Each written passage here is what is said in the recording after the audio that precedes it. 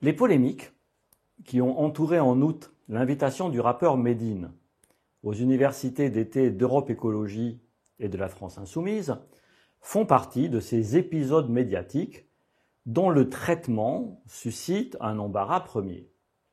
En commentant ce genre d'affaires, ne participe-t-on pas à l'entretien d'une bulle médiatique qui gonfle artificiellement ce qui relèverait somme toute du fait divers?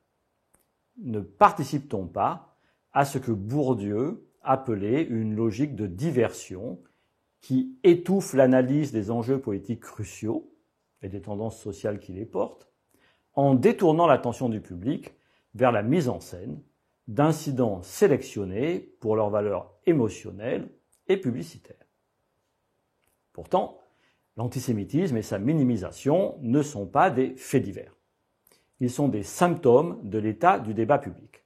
Si des partis politiques invitent un chanteur afin de faire le buzz, dans l'espoir de bénéficier de la popularité qu'il lui suppose auprès d'une possible clientèle électorale, ils doivent assumer les conséquences de leur propre politique du buzz.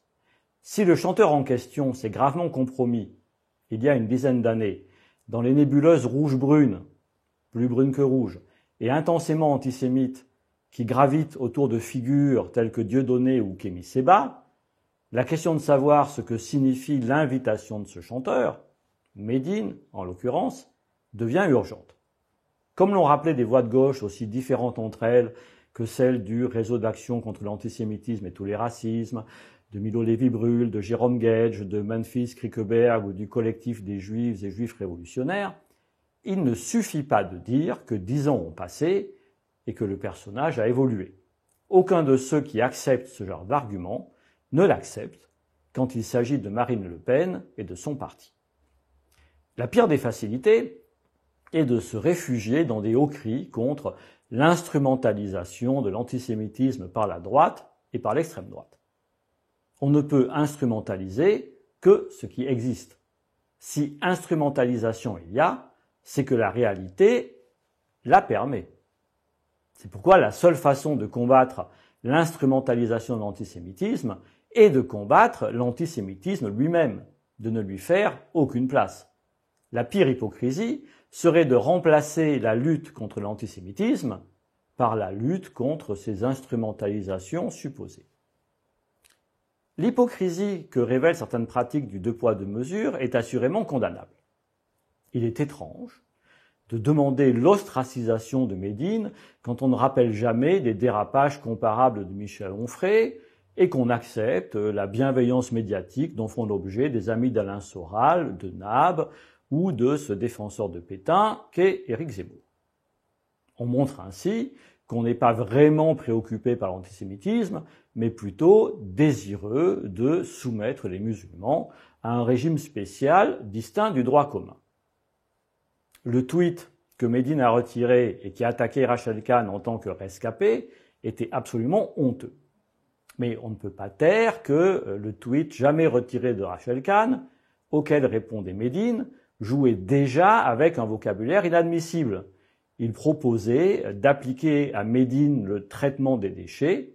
Il s'agissait bien de Médine et pas de ses idées. Cela étant, le jeu des accusations réciproques sur le mode du toi aussi ne nous amène nulle part. Il serait absurde d'excuser un antisémitisme par un autre.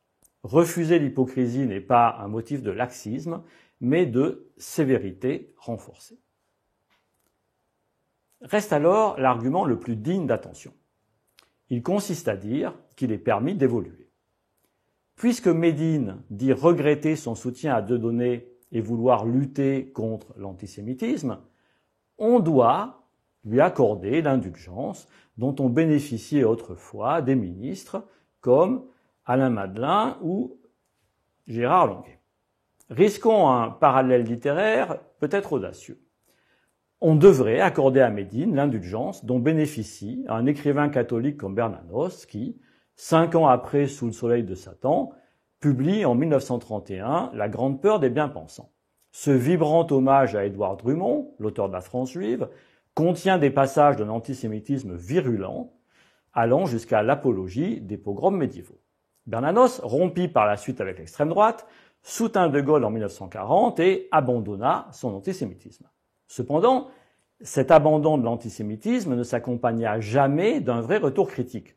Bernanos se contenta de dire que Hitler avait déshonoré l'antisémitisme, ce qui suggérait qu'il y avait eu, avant Hitler, un antisémitisme honorable. Était-ce suffisant? Il ne s'agit pas ici de comparer littérairement Médine et Bernanos, ni d'imputer à Médine les propos odieux de Bernanos, ni d'excuser Médine par l'aura dont bénéficie Bernanos. Il s'agit de se demander ce que recouvre l'affirmation vague selon laquelle telle célébrité s'est éloignée de l'antisémitisme. Un tel éloignement est une bonne nouvelle, mais il n'est pas encore une autocritique lucide et radicale, qu'on pourrait vanter comme exemplaire devant des militants enthousiastes. Or, force est de constater que, dans le cas de Médine, l'autocritique lucide n'a pas eu lieu. Le succès remporté aux universités d'Europe Écologie Les Verts, où contradiction lui a été portée, et de LFI, où il a été porté en triomphe, a joué contre la lucidité et renforcé une attitude de déni. Médine a déclaré dans des entretiens qu'il combattait l'antisémitisme depuis longtemps. Voilà une étrange notion de la durée de la part de quelqu'un qui soutenait naguère des antisémites comme Kémy Séba et Dieudonné, allant jusqu'à promouvoir un livre de Kémy Séba dans un clip de 2015. On attendrait d'autres explications qu'un simple « je n'avais pas vu ce qui crevait les yeux ». Le Médine d'aujourd'hui n'est sans doute plus le Médine de 2015. De même, on n'englobera pas dans une même condamnation Bernanos, se détournant de l'extrême droite dans les années 30 et soutenant la France libre dès 1940, et Céline, réclamant en 1937 l'extermination des Juifs et trouvant en 1941 l'occupant allemand trop débonnaire et pas assez sanglant. Mais on n'oubliera pas pour autant que la grande peur des bien-pensants était un pamphlet antisémite que l'évolution ultérieure de Bernanos n'innocente pas et sur lequel Bernanos ne s'est jamais expliqué. Dans l'entretien qu'il a donné au journal L'Humanité, Médine s'est justifié en disant qu'il n'avait jamais été condamné en justice pour antisémitisme. L'antisémitisme, c'est de l'antisémitisme, dit-il. Il n'y a pas de nuancier.